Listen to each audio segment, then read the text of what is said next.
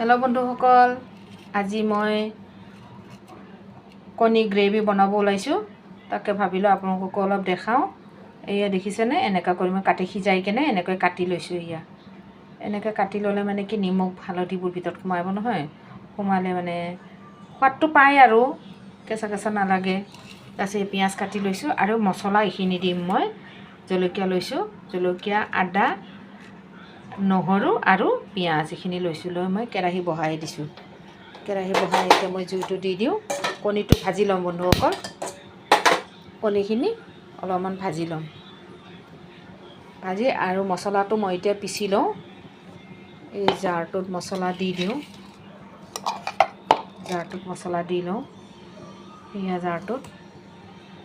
এয়া বন্ধুসকল, মই কণীটো ভাজিব লৈছোঁ।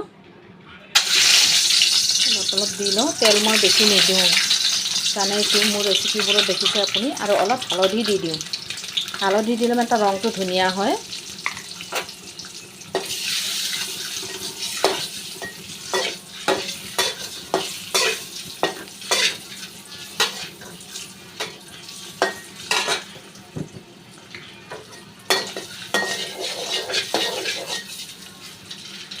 এনেকৈ হালধি দি লওঁ।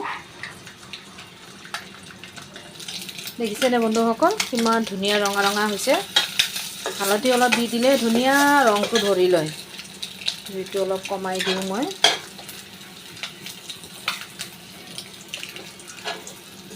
এই দেখিছেনে, এনেকৈ ভাজিবচোন আপোনালোকে, কিমান ভাল লাগে। আৰু মই ভাজাৰ দৰে ভাজেনে নাই এবাৰ কমেণ্ট কৰি ক'ব, জনাব মোক। মই মানে এনেকৈ ভাজোঁ, ৰঙা ৰঙা ধুনীয়া হৈ যায় নহয় কালাৰটো। মই মছলা পিচি লৈছোঁ।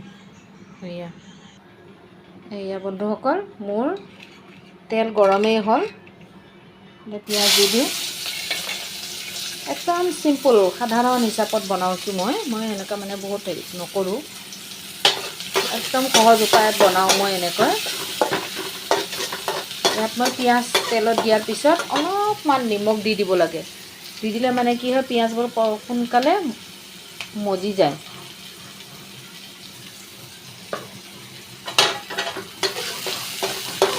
কোমল হৈ যায় মানে পিঁয়াজটো, নৰম হৈ যায় সোনকালে সোনকালে।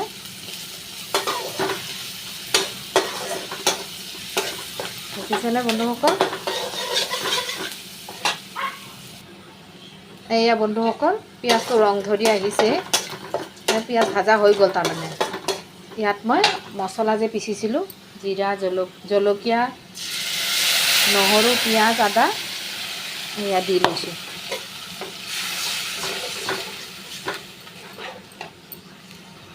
দেখিছে? আৰু তাৰপিছত মই ইয়াতে অলপমান মানে সেই মছলা জাৰটোত যে মছলা অলপ লাগি আছে, তাকে মই দিলোঁ আৰু এনেকৈ অলপমান। এনে পেলনি যায় দিয়কচোন, কিয়নো পেলাওঁ নে কি কয়। অলপ হালধি, ৰঙৰ কাৰণে হালধি, আৰু হালধি দিয়াটো বহুতেই দৰকাৰ। অলপ নিমখ, সোৱাদ অনুযায়ী নিমখ দিছোঁ। আৰু অলপমান জিৰা দি দিছোঁ। দি অলপ লাৰি দিওঁ।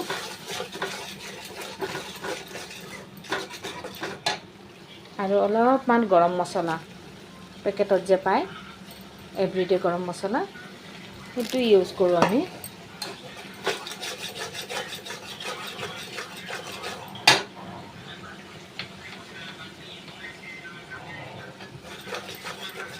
এতিয়া আমি মছলাটো তেল নোলোৱালৈ ভাজিম তাক। এইটো ভাজোঁতে ভাজোঁতে পানীটো মৰি তেল হৈ যাব। এইটো দেখিছেনে বন্ধুসকল? এয়া এনেকুৱা আছে যে, এতিয়া চাবচোন, ভাজা হ'লে, মছলাটো ভাজা হ'লে তেল এৰি দিব। এৰি দিলে এইবিলাকত গোটেই তেল হৈ যাব। দেখিছেনে বন্ধুসকল? এয়া দেখিছে, তেল এৰিছে, তাৰমানে পানী শুকাই গ'ল আৰু মছলা ভাজা হৈ গ'ল। সেইকাৰণে তেলটো এৰি দিছে। যিখিনি তেল দিছিলোঁ, মছলাই টানি লৈছিলে, গোটেইখিনি এৰি দিলে। চাগে এয়া দেখিছেনে ছাইডত?